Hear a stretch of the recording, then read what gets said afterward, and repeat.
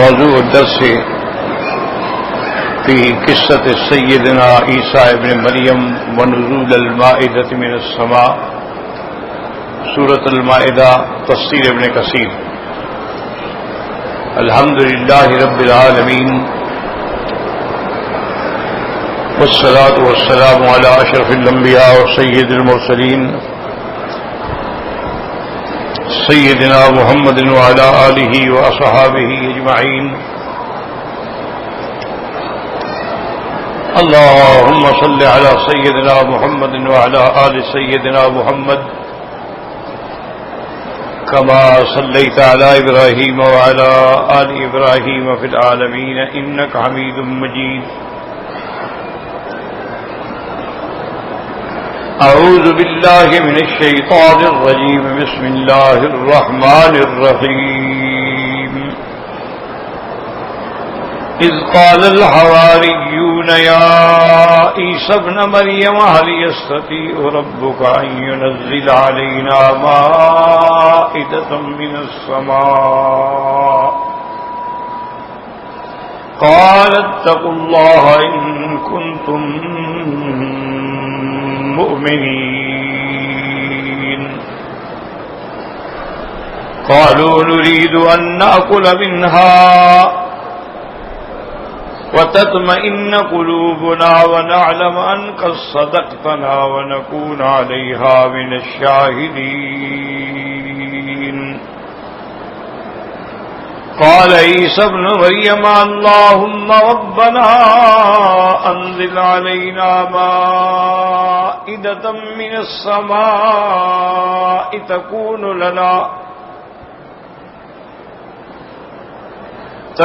لنا عيدا لأولنا وآخرنا وآية منك وارزقنا وأنت خير الرازقين. قال الله إني منزلها عليكم فمن يكفر بعد منكم فإني أعذبه عذابا لا أعذبه أحدا من العالمين. اب مفسر رحمۃ اللہ علیہ سورۃ المائدہ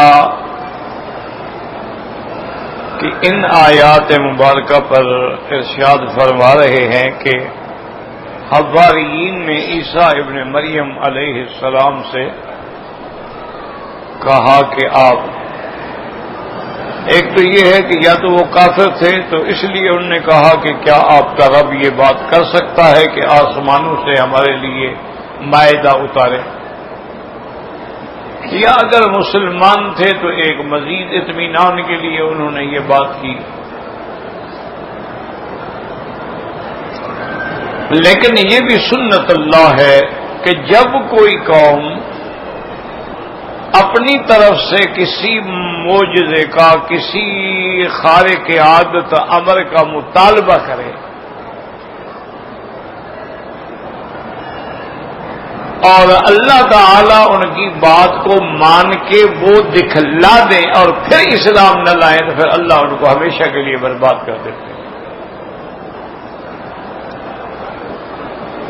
جیسے کہ قوم صالح علیہ السلام نے سیدنا صالح علیہ السلام سے مطالبہ کیا کہ یہ سامنے جو چھوٹا پہاڑ ہے، پتھر ہے، صخرہ ہے،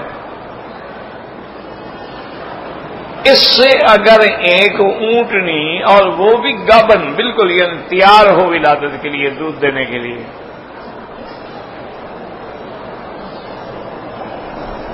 اگر نکل آئے، ہمارے سامنے یہ معجزہ ہو جائے تو پھر ہم آپ پر ایمان لے آئیں. تو صالح علیہ السلام نے انہیں سمجھایا کہ اللہ کا ایک نظام ہے، اللہ دو انسانوں سے ایک بچہ پیدا کرتے ہیں، ایک نظام ہے چلا آ رہا ہے. اونٹنی اونٹنی سے پیدا ہوتی ہے، اونٹنی پتھروں سے تو پیدا نہیں ہوتی. بکری بکری سے پیدا ہوتی ہے، کوئی بکری اونٹنی سے تو پیدا نہیں ہوگی. تو یہ ایک اللہ کا نظام ہے. بکریاں ہیں، بھیڑیں ہیں، دمبے ہیں، اونٹ ہیں، بیل ہیں، گائے ہیں، ایک نظام ہے. بحری جانور ہیں، بری جانور ہیں، فضائی جانور، ہر چیز اپنی جنس سے پیدا ہوتی ہے.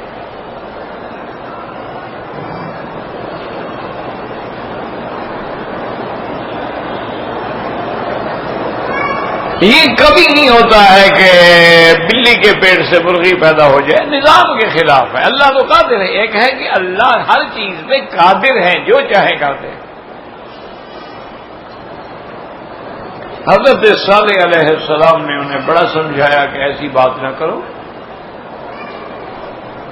میرا اللہ ہر چیز پہ قادر ہے. ہو سکتا ہے، لیکن اگر پھر تم نے بے ایمانی کی تو پھر تم بچو گے نہیں اللہ کی پکڑ سے. انہوں نے کہا نہیں جی، پھر ہم کیوں بے ایمانی کریں گے؟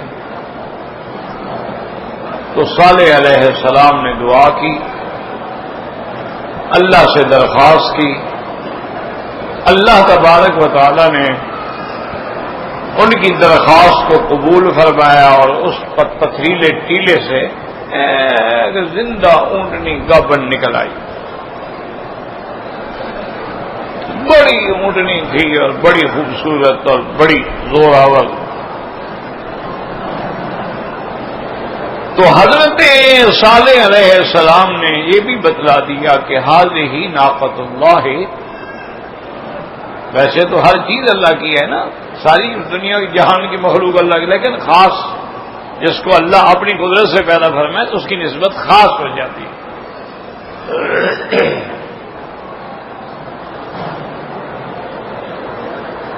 ویسے تو ساری زمین اللہ کی ہے، سارا ملک اللہ، لیکن فرمایا بیت اللہ میرا گھر. نسبت سے عظمت بڑھ گئی. تو حضرت صالح علیہ السلام نے سمجھایا کہ ہذہ ناقۃ اللہ، یہ اللہ کی قدرت سے شان کن فیکون سے پیدا شدہ اونٹنی ہے. لا تمسوها بسوء، اس کو کبھی کوئی نقصان نہیں پہنچانا، کبھی تکلیف نہیں پہنچانا. یہاں چلے پھرے بھاگے دوڑے اس کو کچھ نہیں کہنا. اور دوسرا آپ نے فرمایا کہ یہ بھی اللہ کا حکم ہے، لہا شرب ولکم شرب یوم معلوم. وہاں ایک بہت بڑا چشمہ تھا جس سے وہ پانی پیتے تھے. آپ نے فرمایا کہ ایک دن تو یہ اونٹنی پانی پیے گی اور تم اس کا دودھ پیو گے. یہ نہیں کہ پیاسے رہو گے، تمہیں دودھ ملے گا. اور ایک دن جو ہے تم پانی پیو گے، وہ پانی نہیں پیے گی، وہ چشمے پہ نہیں جائے گی. انہوں نے کہا جی ٹھیک ہے. لیکن جب ہر گھر میں دودھ کی نہریں بہہ گئیں، نعمتیں ملنے لگ گئیں، اب ناشکری ہو.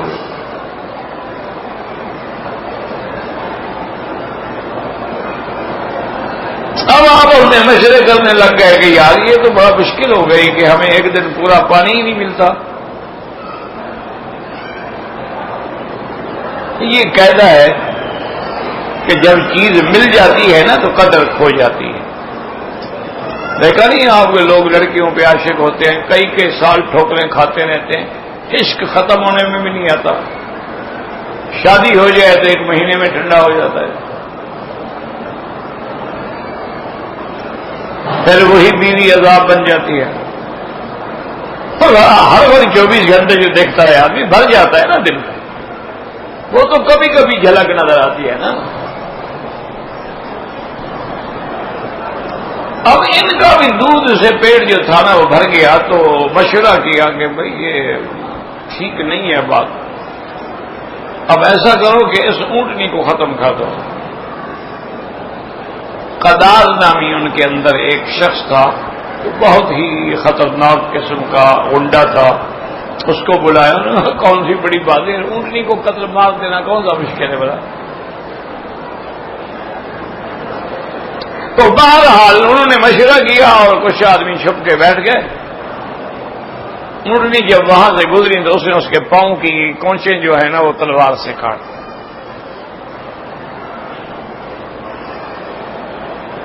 اونٹنی نے بے انتہا آواز نکالی، فریاد کی، لیکن ان ظالموں کو کیا رہا مانا.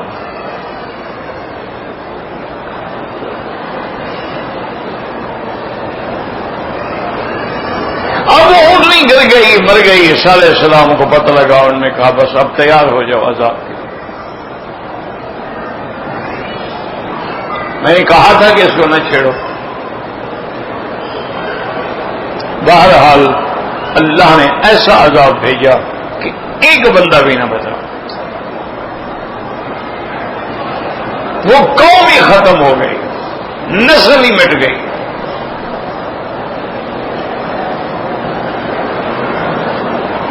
تو اس لیے ہمیشہ یاد رکھیں یہ سنت اللہ ہے.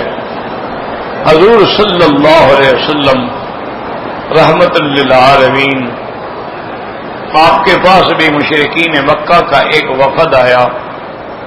ان کے چند پڑھے لکھے سردار قسم کے لوگ آئے. انہوں نے کہا حضور بات یہ ہے،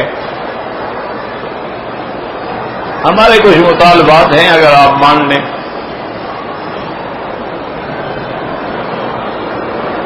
حضرت بتاؤ کیا بات ہے.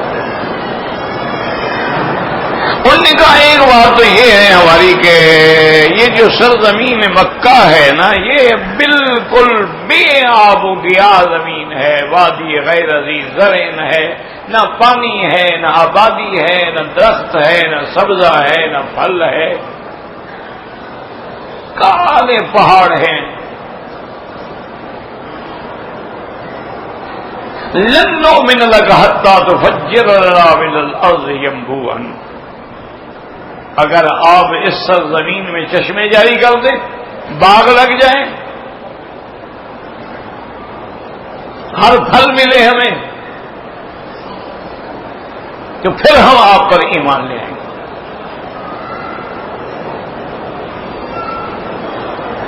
اور ایک مطالبہ ہمارا یہ ہے کہ بھی آپ کہتے ہیں میرے پاس جبریل آیا ہے. اب ہمیں کیا پتا ہے کہ آپ کا جبریل آیا ہے؟ ہمیں تو نظر آتا نہیں ہے. آپ ایسا کریں کہ اللہ پاک ہمارے نام پہ خط بھیجیں اور وہ خط بھی ہمارے سامنے اترے، بالکل فرشتہ لے کے آئے، ہمارا نام لکھا ہوا ہو کہ فلان ابن فلان تم میرے نبی پر ایمان لے آؤ.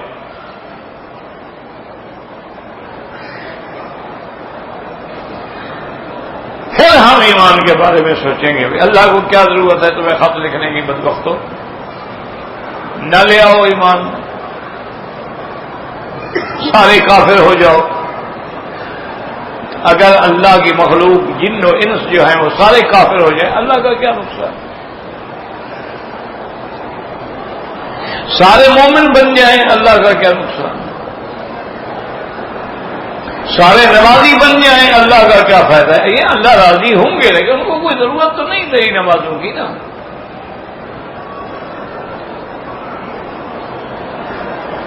اچھا اللہ کی شان ہے کہ ان کے مطالبات سننے کے بعد حضور کے دل میں بھی خیال آ گیا کہ اللہ کے آگے مشکل تو ہے کوئی نہیں. اگر یہ سارے معجزے جو مانگ رہے ہیں ظاہر ہو جائیں تو شاید یہ مسلمان ہو جائیں، کیونکہ حضور تو سراپا رحمت تھے نا.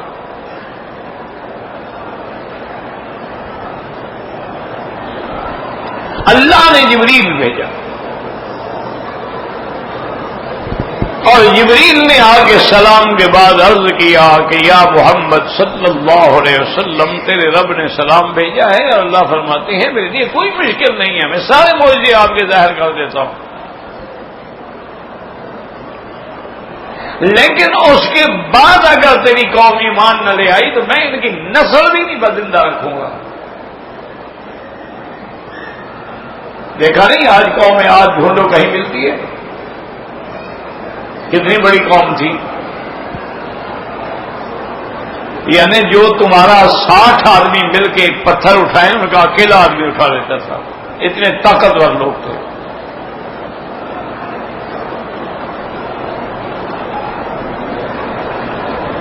قوم سمود دیکھیں کتنی بڑی طاقتور قوم. تو آپ تو پتھر بناتے ہیں نا پھر مکان، وہ پتھروں کو کاٹ کے پہاڑ کے اندر اندر کھڑے کھڑے مکان بنا لیتے تھے.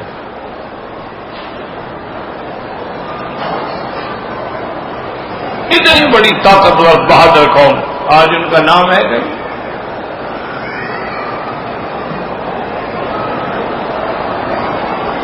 آپ مکہ سے مدینہ منورہ اور مدینہ منورہ سے ریاض کی طرف جائیں تو راستے میں وہ وادیاں ہیں نا، ہجر ہے، وادی رس ہے، قوم سمود ہے، قوم مدین کے آثار ہیں. اگر آپ اردن جائیں تو قوم لوط کی وہ بحر میت ہے، وہ جگہ موجود ہے. یعنی سب مٹ گیا، کچھ بھی نہیں بچا.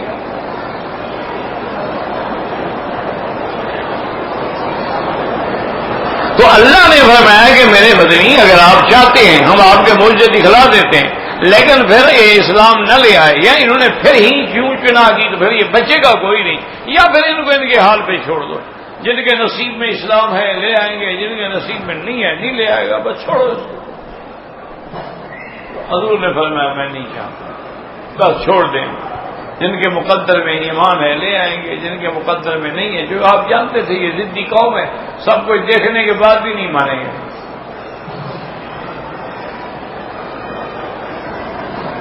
تو اس لیے یاد رکھیں کہ ہر قوم نے ایسی ایسی حرکتیں کی ہیں. یہ کوئی نرالی بات نہیں ہے.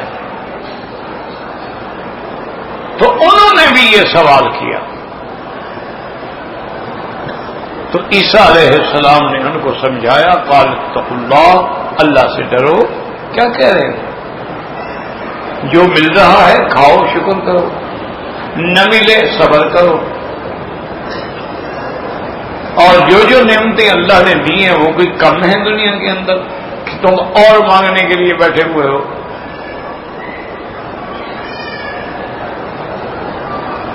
کہنے کہ نہیں، اصل بات یہ ہے کہ نرید ان ناکل منہا، ہم تو بس یہ چاہتے ہیں کہ وہ جب آسمانی کھانا اترے گا تو اس کو ہم کھائیں گے اور ہمیں اطمینان ہو جائے گا کہ ہمارا علم جو ہے وہ عین الیقین میں بدل جائے گا کہ آپ واقعی اللہ کے سچے نبی ہیں. ہمارے دل کو اطمینان ہوگا اور ہم یہ یقین کر لیں گے کہ ان کا صدقتنا، آپ نے جو کچھ کہا سچ کہا ہے.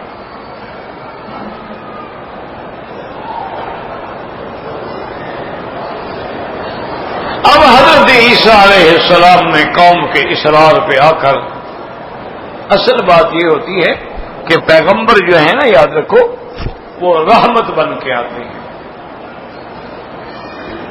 وہ قوم کو بچانا چاہتے ہیں، قوم کو ہلاک کرنا نہیں چاہتے. اس لیے پھر حضرت عیسیٰ علیہ السلام نے بھی اللہ سے دعا کی کہ یا اللہ رحم فرمائیں، انزل علینا مائدۃ من السماء، آسمان سے کھانا.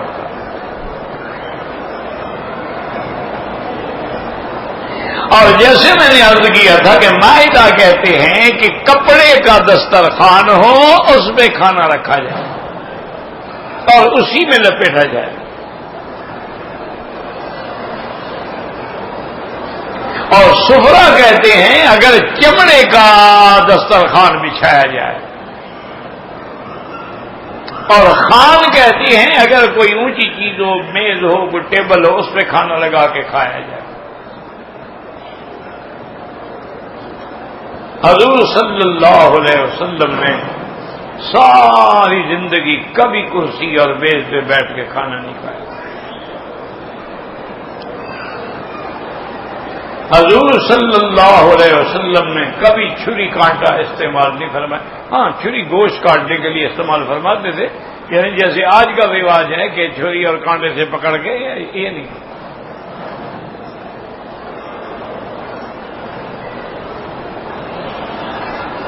اور زمین پہ بیٹھ کے حضور کھانا کھاتے تھے، کیونکہ اسی میں تواضع ہے، عاجزی ہے. اللہ کی قدرت ہے کہ اسی میں سکون بھی ہے، کیونکہ زمین میں قرار ہے۔ کرسی میں تو حرکت ہو سکتی ہے نا، کو پایا ٹوٹ جائے تو انشاءاللہ گردن لگے گی آپ کے پیچھے۔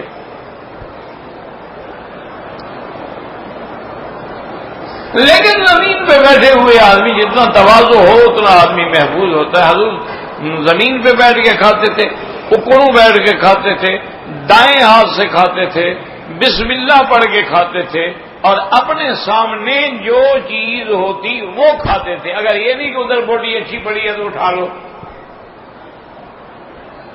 ایسا نہیں کرتا کبھی۔ سمی اللہ وکل، بسم اللہ پڑھو اور کھاؤ۔ کل بھی یمینک، داہنے ہاتھ سے کھاؤ۔ وکل مما یلیک، اور وہاں سے کھاؤ جو تمہارے سامنے ہے، قریب ہے۔ اور لوگوں کے آگے سے نا بوٹیاں اٹھاتے پھرو۔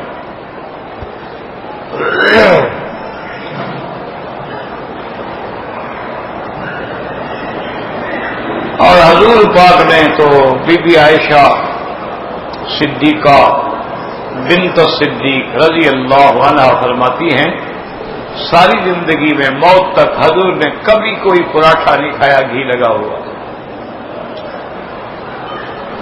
فرمایا کہ حضور نے موت تک کبھی چھینے ہوئے آٹے کی، جس میں بالکل جو نہ ہو، خالص آٹا ہو، کبھی کھانا نہیں کھایا، کبھی روٹی نہیں کھائی۔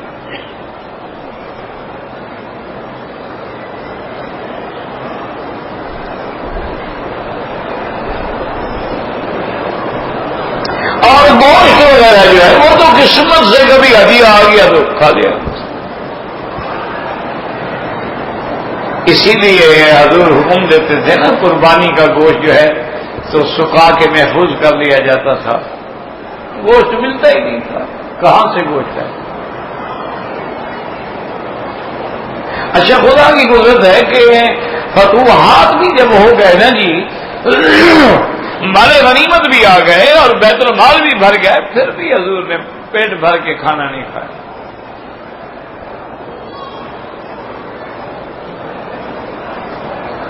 ایک دفعہ سیدنا امیر المومنین عمر بن الخطاب رضی اللہ تعالیٰ، بھائی کیا کر رہے ہو؟ کیا ہے؟ کیوں سر پہ چڑھے آ رہے ہو لوگوں کے؟ اتنی تہذیب نہیں ہے، سفید داڑھی والا بیٹھے، اس کے اوپر سے آپ چھلانگ لگا کے آ گئے۔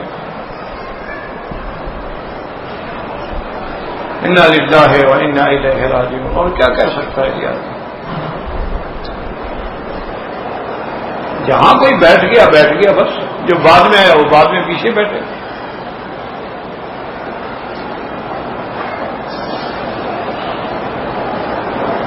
تو حضور صلی اللہ علیہ وسلم نے حضرت عمر رضی اللہ تعالی عنہ کے زمانے میں قحط پڑ گئی، تو حضرت عمر نے حکم دے دیا اپنے امبال کو کہ زیتون کا تیل اور سوکھی روٹی جو والی، بس اس کے علاوہ میرے کھانے کے لیے کوئی انتظام نہیں۔ جب تک حضور کی پوری امت کو کھانا نہیں ملے گا عمر نہیں کھائے گا۔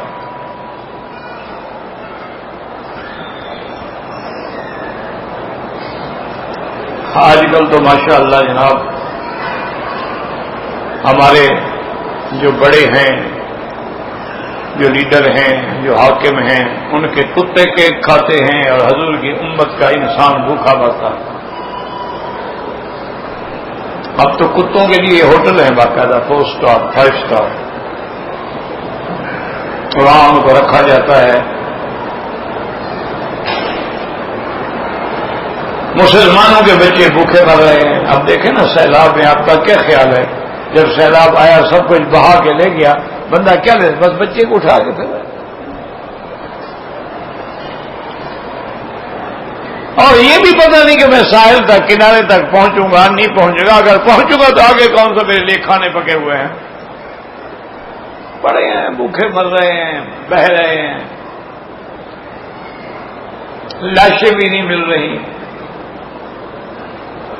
اور اسی جگہ جو ان کی حالت زار کو دیکھنے کے لیے ہمارے آفیشلز پہنچتے ہیں، ان کے لیے جناب انواع و اقسام کے کھانے لگے ہوئے ہیں، ان کے لیے ناشتہ الگ ہے اور ڈنر الگ ہیں اور لنچ الگ ہیں اور کیا.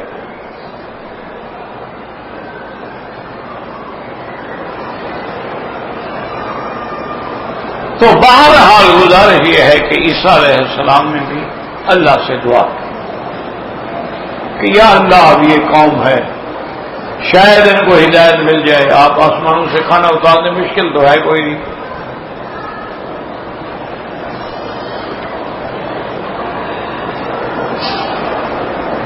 اب دو باتیں ہیں. ربنا انزل علینا مائدۃ من السماء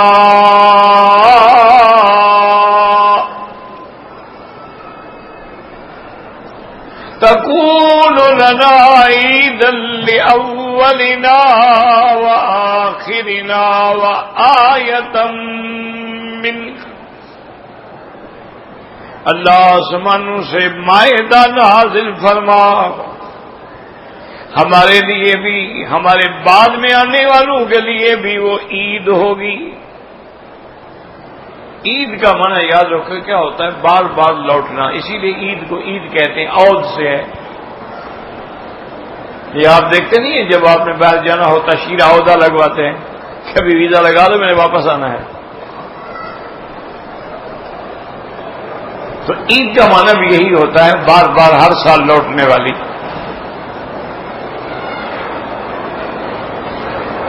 تو ہمارے لیے بھی خوشی ہوگی اور ہمارے باپ کی نسلوں کے لیے بھی کہ ہمارے ماں باپ کو اللہ نے کیسے کھانے دیے تھے. وَآیَةً مِّنْکَ، آیا مانا نشانی، آپ کی قدرت کی کمال کی نشانی بھی تو ہوگی نا کہ بیٹھے بیٹھے آسمان سے کھانا آ جائے.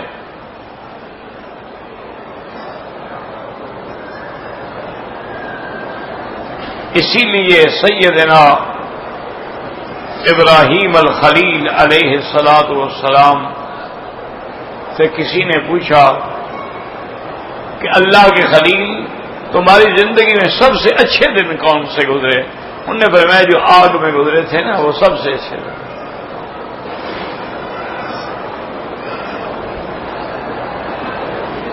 انہوں نے کہا آگ بھی جو، انہوں نے کہا اللہ کے بندے آگ تو برتن و سلامت بن گئی اور لباس بھی جنت کا، کھانے بھی جنت کے، تو اس سے اچھے کون سے دن ہو سکتے ہیں؟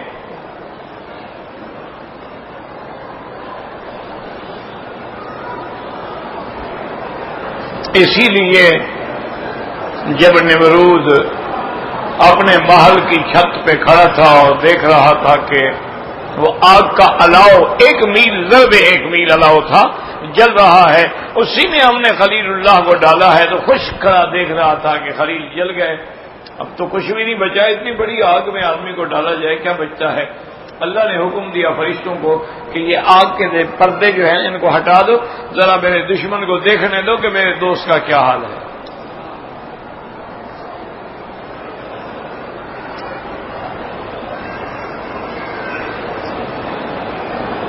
اللہ کا دوست بن جانا کوئی بات تو نہیں. جب آدمی اللہ کا دوست بن جائے، تمہارا کوئی منسٹر دوست بن جائے، کوئی ایس پی دوست بن جائے، تو تمہاری زمین پہ پاؤں نہیں ٹکتے.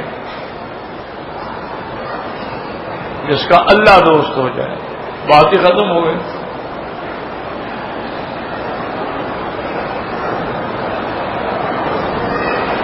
تو جب وہ آگ کے پردے ہٹائے گئے تو دیکھا کہ ابراہیم الخلیل تو ایک اعلی لباس میں ہیں اور آگے کھانوں کے اور فواکہ کے اور پھلوں کے ڈھیر لگے ہوئے ہیں. تو مجبور ہو کے کہنے لگا نعم الرب رب ابراہیم، ابراہیم تیرا رب ہی سچا رب ہے. اپنی خدائی شدائی بھول گیا. تو خدا بنا بیٹھا تھا نا. تو اس لیے اللہ کے پیغمبر نے عرض کیا اللہ ہمارے لیے یہ عید ہوگی اور آپ کی کمال قدرت پہ نشانی. آیا مانا نشانی، آیا مانا معجزہ.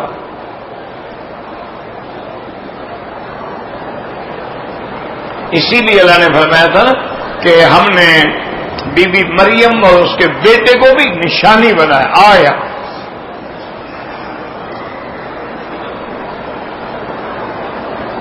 اور اس کے بعد پھر اللہ کے پیغمبر نے دعا کی وَارْزُقْنَا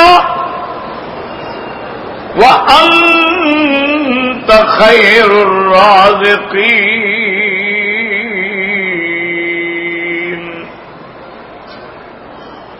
یا اللہ رزق دینے والے آپ ہیں، آپ سب سے بہتر رزق دینے والے ہیں. یہ یاد رکھو، اس قسم کے لفظ جو ہیں مانا ہوتا ہے، ورنہ یہ نہیں کہ باقی بھی رزق دینے والے ہیں لیکن آپ سب سے اچھا دینے والے، مانا باقی کی نفی ہوتی ہے.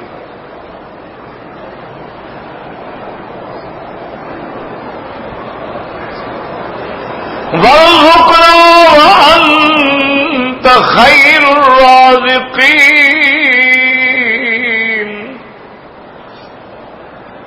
اور یاد رکھیں کہ اللہ کے رزق پہ تقسیم پہ ہمیشہ راضی رہا کریں.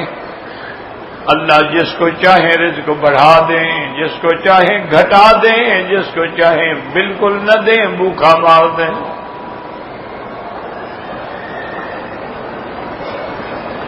حضرت بھائی عزیز فرماتے ہیں کہ میرے پاس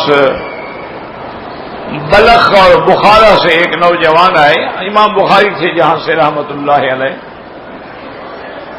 اللہ کا شکر ہے اب بھی وہ جگہ موجود ہیں، تاشقند بھی ہے، بخارا بھی ہے، سمرقند بھی ہے، تاجکستان بھی ہے، ازبکستان بھی ہے. یہ ساری وہی ماورا نہر علاقے ہیں.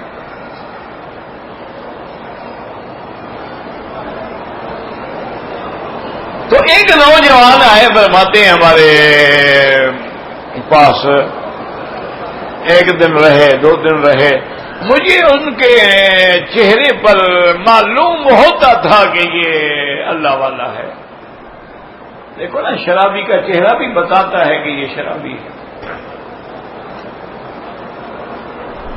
حرامی کا چہرہ بھی بتاتا ہے یہ حرامی ہے. اور اللہ والوں کے چہرے پر بھی ایک خاص نور ہوتا ہے.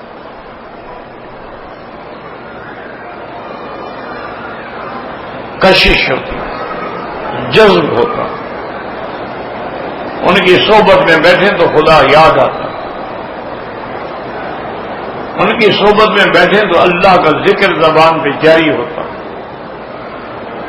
ان کی صحبت میں بیٹھے تو دل سے برے خیالات خود بخود نکل جاتے ہیں، ہٹانے نہیں پڑتے.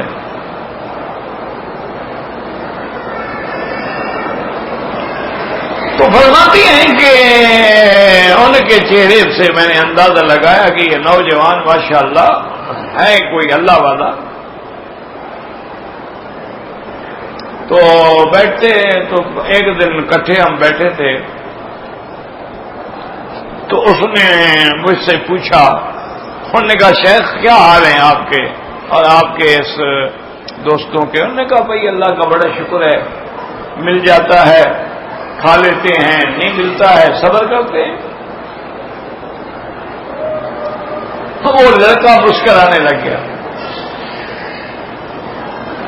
شیخ فرماتے میں حیران ہوں. میں نے پوچھا کیوں مسکرا رہے ہو؟ تمہارے یہاں مشائخ کا کیا حال ہے؟ انہوں نے کہا حضرت ہمارے یہاں جو اللہ والے ہیں مل جائے دوسروں کو دے دیتے ہیں، نہ ملے تو شکر کرتے ہیں اللہ کا. یہ جو آپ کر رہی ہے تو کتے بھی ایسے کرتے ہیں، کتے کو مل جائے کھا لیتا ہے، نہیں ملے گلی میں پڑا رہتا ہے. یہ کون سا کمال کر رہے ہیں آپ؟ فرماتے ہیں میں زندگی میں کبھی اتنا شرمندہ نہیں ہوا جتنا اس نوجوان سے شرمندہ. میں مل جائیں یوسرون علی انفسہم ولو کان بہم خصاصہ، چاہے خود بھوکے ہوں دوسروں کو کھلا دیتے ہیں. وَيُطْعِمُونَ الطَّعَامَ عَلَى حُبِّهِ مِسْكِينًا وَيَتِيمًا وَأَسِيرًا. خود تمنا ہے، گھر والے بھوکے ہیں، مسکین آ گیا دے دیا. اور نہ ملے انہیں کا شکر کرتے ہیں کہ اللہ یہ بھی تیری آزمائش ہے، تو نے نہیں دیا اس میں بھی کوئی راز ہے. ورنہ تو فرعون کو دے سکتا ہے تو اپنے قرآن پڑھنے والوں کو نہیں دے سکتا. نمرود کو دے سکتا ہے، قارون کو دے سکتا ہے، ابو جہل کو دے سکتا ہے.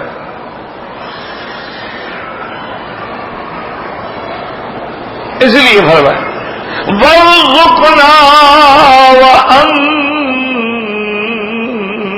خَيْرُ الرَّازِقِينَ. اس لیے سیدنا ابن عباس یاد کر لیں. حضرت ابن عباس حبر المفسرین ہیں. حضرت ابن عباس دریا تھے علم کا. جب زمزم کا پانی پیتے تھے دعا کرتے تھے اللہم انی اسألک علما نافعا ورزقا واسعا وشفاء من کل داء. ابن عباس رضی اللہ عنہ کی دعا تھی، یاد رکھیں.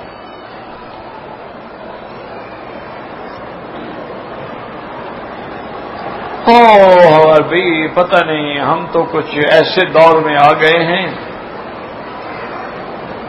اچھا اپنے کسی سے پوچھنا کہ یہ زمزم پینے کے بعد جو دعا ہے پہلے دعا مانگ کے پیو یا پینے کے بعد مانگو؟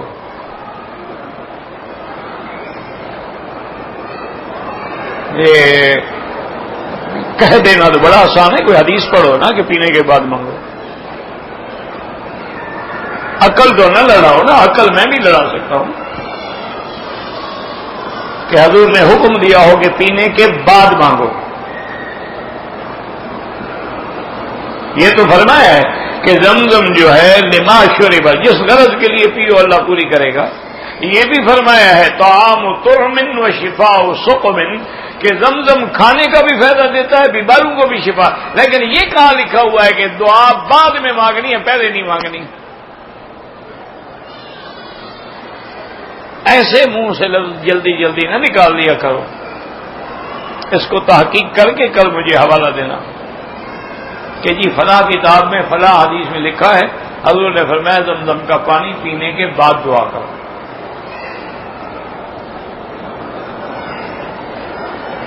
ہم یہ تحقیق کریں گے کیوں؟ ہمیں اس سے بحث ہی نہیں.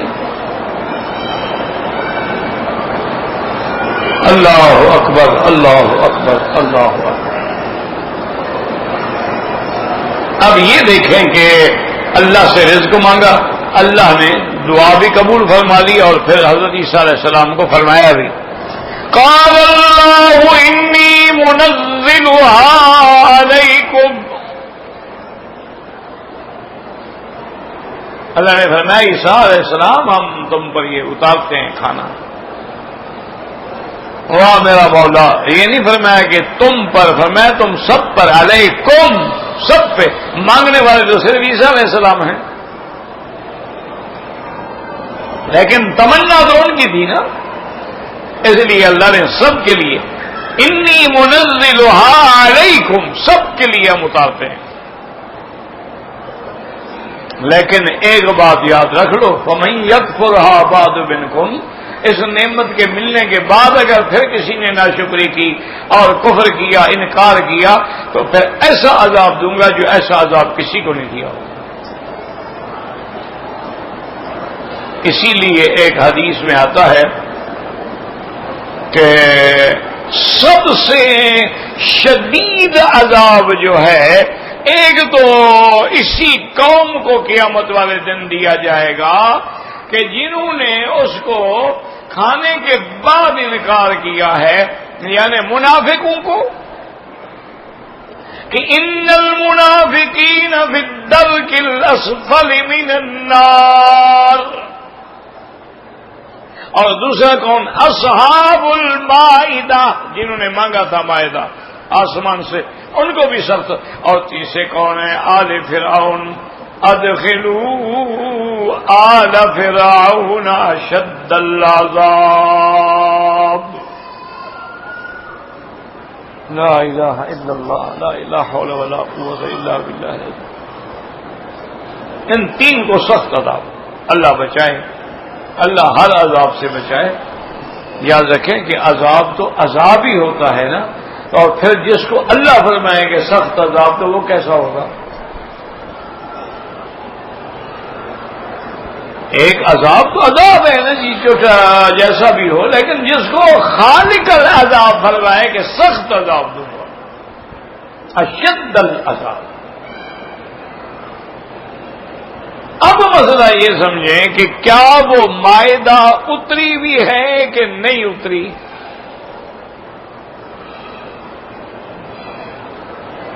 یہ تو قرآن کی کسی آیت میں نہیں ہے نا کہ اتری ہے کہ نہیں اتری۔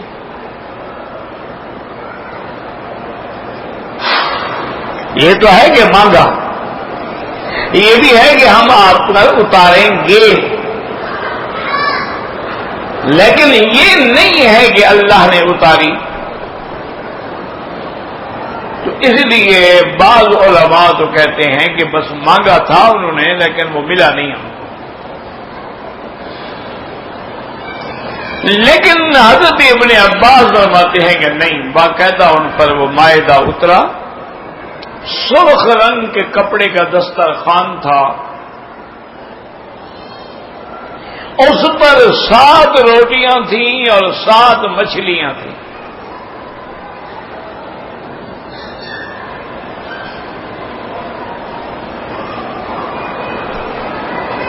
اور وہ 7 روٹیاں اور 7 مچھلیوں میں اتنی اللہ نے برکت ڈالی کہ عیسیٰ علیہ السلام کے سارے حوارین کو کافی ہو جاتی تھی۔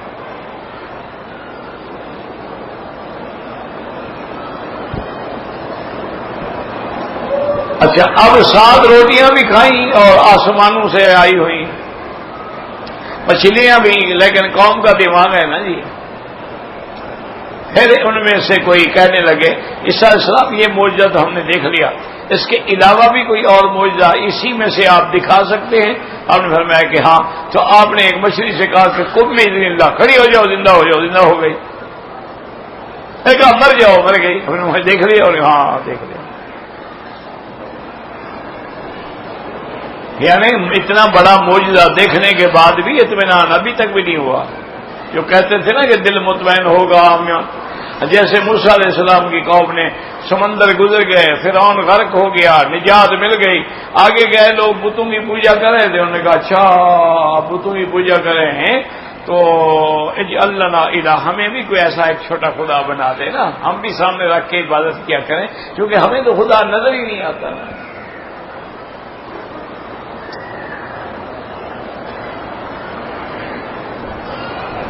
یہ قوم کا حال ہوتا ہے۔ تو بہرحال حضرت ابن عباس فرماتے ہیں کہ اللہ نے وہ مائدہ اتارا آسمانوں سے، اور 7 روٹیاں تھیں اور 7 مچھلیاں تھیں، وہ قوم کھاتی رہی کئی عرصے تک، پھر ناشکری کی تو پھر ان پر بھی اللہ کا عذاب آیا، اللہ کے عذاب میں پکڑے گئے۔ اچھا، اسی پر یہ بھی بحث ہے کہ یہ تھا نا جی من السماء، آسمانوں سے، مائدۃ من السماء،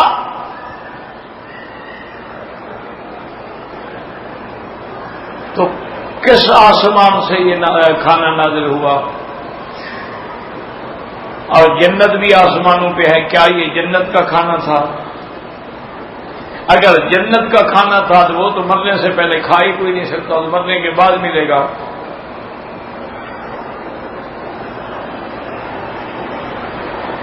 اسی لیے حضرت ابن عباس رضی اللہ تعالی عنہ سے کسی نے پوچھا تو انہوں نے فرمایا کہ بھائی نہ وہ جنت کا تھا، نہ آخرت کا تھا، نہ دنیا کا تھا، وہ ڈرالا کھانا تھا جو اللہ نے عیسیٰ علیہ السلام کو بطور معجزہ عطا فرمایا تھا۔ آخرت کا کھانا تو چونکہ آخرت میں ملے گا نا، اور دنیا کا کھانا تو ویسے سب کو ملتا ہے، تو اس لیے وہ تو کوئی معجزہ نہ ہوا۔ تو اس لیے انہوں نے فرمایا کہ نہ وہ آخرت کا تھا نہ دنیا کا تھا، بلکہ اللہ کی قدرت سے وہ ایک نرالا کھانا تھا جو اللہ نے عطا فرمایا تھا۔ وما علینا الا البلاغ۔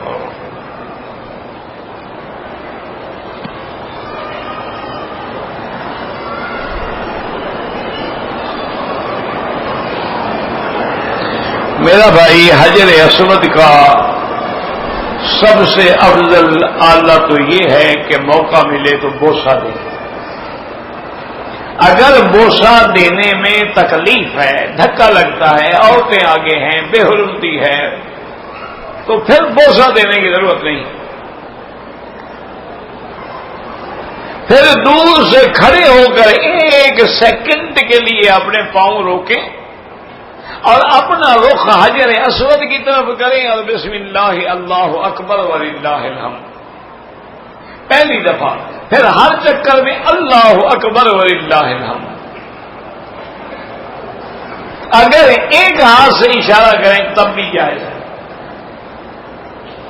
چونکہ یہ اشارہ بوسے کے قائم مقام ہے۔ بات کو سمجھیں اچھی طرح، اصل حکم کیا تھا؟ بوسہ دینا ہے، اور بوسہ تو کھڑے ہونے کے بغیر مل نہیں سکتا نا، تو اب اشارے میں بھی کھڑے ہوں چاہے 1 سیکنڈ ہو، تاکہ وہ بوسے کے قائم مقام بنے۔ اور بعض علماء نے یہ بھی لکھا ہے کہ اگر آدمی رخ نہ کرے، رش زیادہ ہے، چلتے چلتے حجر اسود کے سامنے جا کر 1 سیکنڈ کے لیے رک کے اللہ اکبر وللہ الحمد اشارہ کر دے چلا جائے تب بھی کافی۔ اور تیسرا مسئلہ بھی یاد کر لیں کہ پہلی دفعہ اشارہ کرنا ضروری ہے اور جب ختم کرو ضروری ہے، باقی درمیان میں اگر اشارہ نہ بھی کرو تو کوئی حرج نہیں۔ دین تو بڑا آسان ہے، تو تم نے مشکل بنا دیا ہے نا۔ لٹک رہے ہیں، عورتوں سے لگ رہے ہیں، عورتوں کے دوپٹے اتر رہے ہیں، بوسہ دے رہے ہیں، انا للہ و انا الیہ راجعون۔ ثواب کے بجائے اللہ کی لعنت برستی ہے جب آدمی کا بدن کسی غیر عورت کو لگتا ہے۔ اور عورتیں بھی ہماری کہاں ہیں؟ عورتیں تھوڑی ہیں، یہ تو چلتی پھرتی لاشیں ہیں۔ اللہ کا ایک مستقل عذاب ہے جو ہم پر مسلط ہے۔ اس کو کون کہتا ہے کہ عورتیں ہیں؟ عورت کا معنی عورہ عربی کا لفظ ہے، عورہ۔ عورہ کا معنی وہ چیز جو چھپائی جائے، جیسے عورت الرجل، مرد کا عورہ کیا ہے؟ ناف سے لے کر گھٹنے تک یہ چھپا ہونا ضروری ہے، اور عورت کے لیے کیا ہے؟ سر کے بالوں سے لے کر پاؤں تک یہ سب عورہ ہے۔ عورہ کا معنی وہ چیز جو چھپائی جائے، جو ظاہر کی جائے۔ عورت کہاں رہی؟ یہ تو کوئی عورت نہیں۔ بال کھلے ہیں، چہرہ کھلا ہے، اس کو عورت کہنا جو ہے شریعت میں حرام ہے۔ عورت کا معنی ہی عورت نہیں ہوتا ہے، اس کا کوئی اور نام رکھ لو، کوئی ماڈل، کوئی اور، عورت نہیں ہے کم از کم یہ۔ اللہ اکبر اللہ اکبر۔ خود اندازہ کریں کہ حضور کی بیویاں ہوں، امہات المومنین ہوں، ساری امت کی مائیں ہوں، لیکن پردہ ہے، بیوی ادھر ہے، صحابی ادھر ہیں، پھر بات ہو رہی ہے، اور بات بھی مسئلے کی، شریعت کی۔ تو بہرحال بوسے دینے کا چلتے ہوئے رک جائیں اللہ اکبر، یا ادھر رخ کر کے سب جائز ہے۔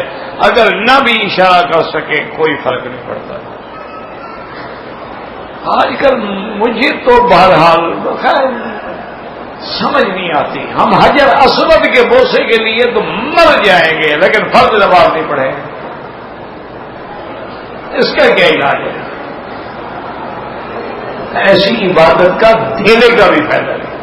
ساری رات تہجد پڑھتے رہو، فجر کی نماز جماعت سے نہ پڑھو، کوئی فائدہ نہیں۔ اس سے بہتر ہے سو جاؤ، آرام کرو، صبح کی نماز مسجد میں جماعت کے ساتھ پڑھو۔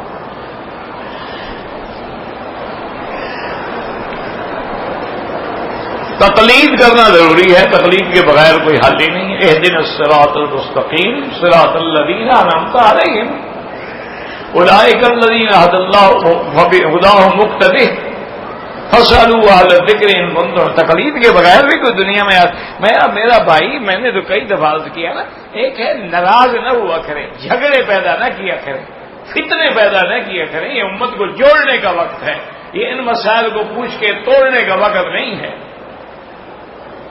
آپ مجھے خلفائے راشدین اور صحابہ کے خیر القرون کے دور سے لے کر آج تک صرف ایک آدمی کا نام بتائیں جو مجتہد بھی نہیں تھا اور مقلد بھی نہیں تھا، بس آدمی یا مجتہد ہوگا جس کو تقلید کی ضرورت نہیں ہوتی، یا مقلد ہوگا۔ تیسری قسم مجھے اگر ایک آدمی بتا دو نا تو میں آپ کی بات مانوں، ایک آدمی ڈھونڈ کے لے آؤ کہ وہ مجتہد بھی نہیں تھا اور مقلد بھی نہیں تھا، کوئی تیسری قسم تھی۔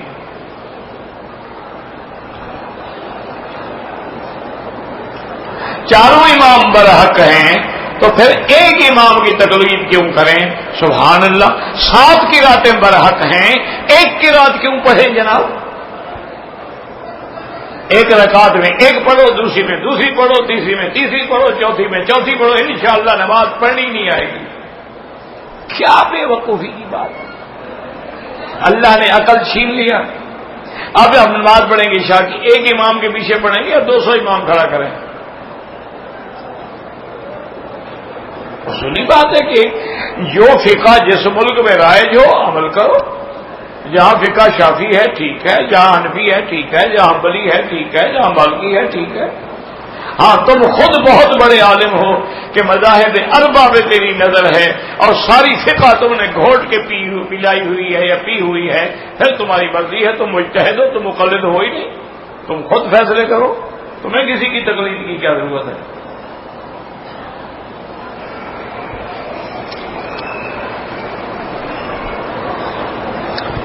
میں دبئی میں ملازمت کرتا ہوں، کمپنی نے حرم پاک کے کام کے لیے بھیجا ہے، ریاض آیا، جدہ آیا، بہرحال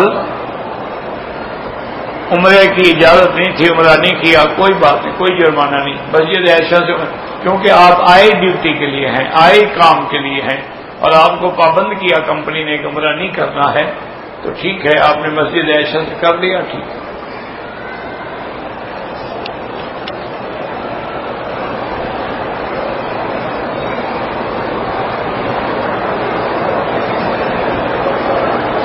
کہتے جی کہ میں پاکستان سے ہوں، میری آمدنی 30,000 روپے مہینہ ہے، بیوی کہتی ہے کہ وہ 30,000 مجھے دے دو، اپنے والدین کو نہ دو، تو میں والدین کو بھی دیتا ہوں اور بیوی کو بھی دیتا ہوں۔ آج سے بیوی کو دینا بالکل بند کر دو، سارے والدین کو دے دو، بیوی کو صرف رہنے کی جگہ اور روٹی کپڑا دو، نہیں دیتی السلام علیکم، طلاق دے کے چھٹی کر دو، اللہ اور اچھی بیوی دے دے گا۔ بیوی کو تم پابند نہیں ہو کہ ساری کمائی دے دو، یہ کس نے کہا ہے آپ کو؟ یہ تو آج کل کے ان لوگوں کا مسئلہ ہے جو زن مرید ہیں کہ کما کے بیگم کے ہاتھ پہ رکھتے ہیں، بیگم شاپنگ کرتی ہے، بیگم کپڑے لاتی ہے، یہ تو زن مرید لوگ ہیں، زنخے ہیں، یہ مرد تھوڑے ہیں۔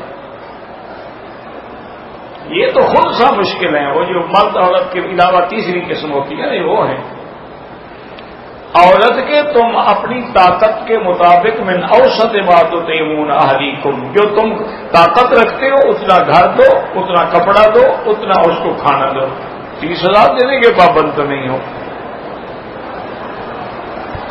اور ایک بات یاد رکھو، بیوی تو مل جائے گی، والدہ اور والد بھی اور مل جائیں گے نہیں، والدین مل سکتے ہیں مارکیٹ سے، بازار سے، نکاح کرنے سے، خریدنے سے، چھوڑو دفع کرو ایسی بیوی، یہ بیوی ہے۔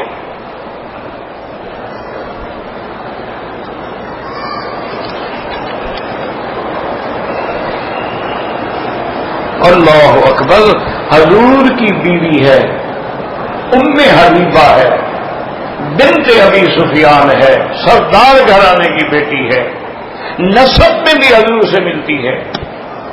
جب باپ گھر میں آتا ہے تو اس نے جلدی سے بستر جو تھا نا وہ لپیٹ دیا۔ ابو سفیان کہنے لگا اچھا ایسے لپیٹ رہی ہو کہ یہ چادر میرے بیٹھنے کے قابل نہیں ہو۔ نے کہا نہیں تم مشرک ہو، پلید ہو، یہ محمد مصطفیٰ کا بستر ہے، تمہیں کیسے بیٹھنے دوں میں؟ پھر جا کے حضور سے پوچھا، حضور میرا باپا گھر میں آیا ہے، مشرک ہے، سلی اب آ کے کھلاؤ پلاؤ، کوئی بات نہیں، تمہارا باپ ہے کافر ہے تو کیا ہو گیا؟ یہ جناب 2-3 مہینے کے لیے آپ پیسے دینے اس کو بند کر دیں، انشاءاللہ مزاج ٹھیک ہو جائے گا۔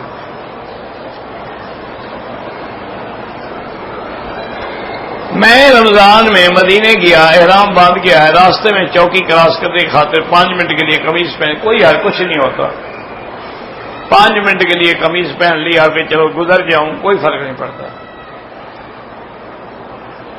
امانت میں جو خیانت کرے گا اس کا ایمان ہی نہیں، لا ایمان لمن لا امانت لہ۔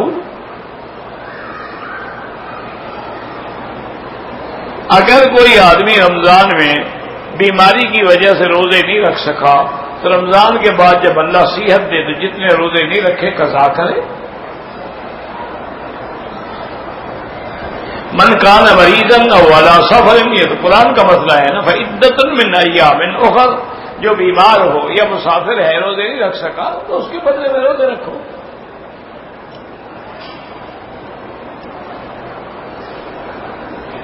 بہرحال میں ترجمہ تفسیر کے ساتھ پڑھ رہا ہوں، گزارش یہ ہے کہ تفسیر کے ساتھ پڑھا کرو، اچھی بات ہے، لیکن کسی استاد سے، کسی عالم سے تھوڑا تھوڑا روز کا 2 آیات 4 آیات پڑھا کرو۔ کبھی کبھی آدمی تفسیر خود بھی نہیں سمجھ سکتا۔ اب دیکھیں نا ابن کثیر کے اردو ترجمے بھی چھپ گئے ہیں، اور ان کو ایسے ملاتے جاؤ نا تو جہاں مترجم کو ترجمہ آیا ہی نہیں، اسے ترجمہ کیا ہی نہیں ہے ان جگہ کا، تو پھر کیا سمجھو گے؟ اس لیے ضروری ہے، ویسے آسان تفسیریں ہیں جیسے معارف القرآن ہے، لیکن بہتر پھر بھی یہی ہے کہ کسی عالم کی خدمت میں بیٹھ کے روزانہ 2-4 آیتیں پڑھ لیا کرو، پڑھتے پڑھتے جب 1-2 پارے پڑھ جاؤ گے نا پھر تمہیں خود سمجھ آنا شروع ہو جائے گا۔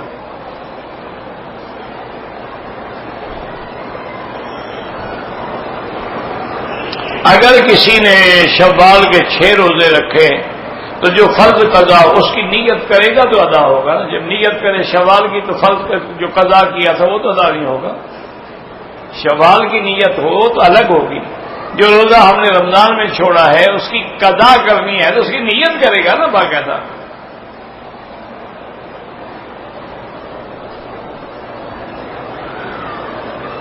حرم کے سامنے 4تھی منزل پہ مسجد بنی ہوئی ہے، ہوٹل میں نماز ہو جاتی ہے، اگلی صفحے نظر آ رہی ہوں، نماز ایک ہے نماز ہو جانا، لیکن اصل نماز وہ ہے جو نیچے آ کے پڑھو سبوں کے ساتھ مل کے۔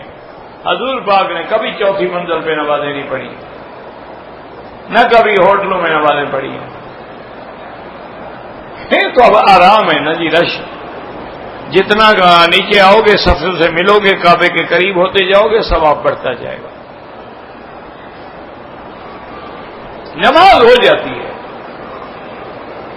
میری والدہ فوت ہوگی، اللہ مغفرت فرمائے، اللہ ہر مسلمان جو فوت ہو گئے ان کی قبروں کو باغ جنت بنائے۔ اہل مکہ جو ہے وہ تمتع یا قران نہیں کر سکتے، کیونکہ تمتع اور قران باہر والے لوگوں کے لیے ہوتا ہے جو میقات کے باہر سے آتے ہیں۔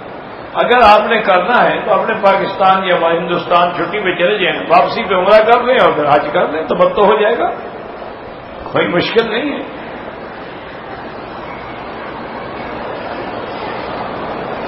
عوالی میں رہتے ہیں، حج کا ارادہ ہے تو حج افراد ہوگا، عمرہ کوئی نہیں کریں، اب آج کل عمرہ نہ کریں۔ اگر مدینہ منورہ جائیں، واپسی ڈائریکٹ مکہ آئیں تو پھر عمرہ کرنا پڑے گا، پھر دم بھی دینی ہوگی۔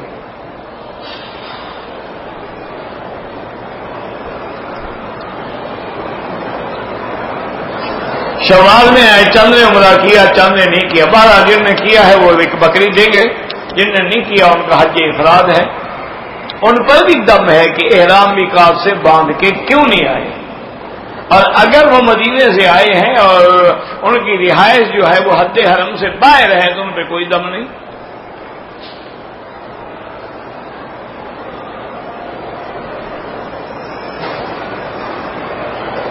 جو لوگ مکے میں رہتے ہیں، مستقل رہتے ہیں یا نوکری کرتے ہیں یا ڈپٹی کرتے ہیں، چھٹی پہ پاکستان واپسی پہ عمرہ ضروری ہے، کوئی بھی ہو، جب اپنے ملک چلا گیا واپسی پہ میقات سے آ رہا ہے۔ یہ تھوڑا جو مکے میں رہتا ہے اس پہ شریعت معاف ہے، کیونکہ تم مکے میں رہتے ہو، عمرہ بھی معاف، حج بھی معاف، کچھ عرصے کے بعد نماز بھی معاف، کیونکہ مکے میں رہتے ہو، تم تو یہاں مستقل رہنے والے ہو گئے، تمہیں کیا ضرورت ہے شریعت کی؟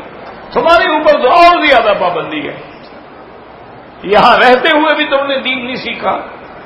کہ میقات سے بغیر احرام کے آدمی نہیں گزر سکتا، تو چھٹی جاؤ یا کچھ کرو، جب واپس آؤ تو احرام باندھ کے آؤ اور اللہ کا شکر بھی کرو کہ لوگ لاکھوں روپے بھر کے عمرہ کرتے ہیں، تمہیں اللہ مفت میں عمرہ دے رہے ہیں، اللہ کا شکر کرو۔ واللہ اعلم۔ ربنا تقبل منا انك انت السميع العليم وتب علينا انك انت التواب الرحيم يا حي يا قيوم يا ذا الجلال والاكرام يا حي يا قيوم يا ذا الجلال والاكرام يا حي يا قيوم يا ذا الجلال والاكرام اللهم فرج هم المهمومين نفس كرب المكروبين واقض الدين عن المدينين واشفنا واشف مرضانا ومرضى المسلمين واشفنا واشف مرضانا ومرضى المسلمين واشفنا واشف مرضانا ومرضى المسلمين اللهم اشف مرضانا وارحم موتانا واستجب دعاءنا ولا تخيب رجاءنا برحمتك يا ارحم الراحمين اللهم لا تجعل مصيبتنا في ديننا ولا تجعل الدنيا اكبر همنا ولا مبلغ علمنا ولا تسلط علينا بذنوبنا من لا يخافك فينا ولا يرحمنا یا اللہ عالم اسلام کی عزت اور غلبے کا فیصلہ فرما، یا اللہ کفر کی ذلت اور شکست کا فیصلہ فرما، یا الہ العالمین یا ارحم الراحمین، جو مسلمان جس ملک میں ہیں، کشمیر میں ہیں، فلسطین میں ہیں، ہندوستان میں ہیں، بنگلہ دیش میں ہیں، سب کی حفاظت فرما۔ ربنا تقبل منا۔ اللہ اکبر اللہ اکبر۔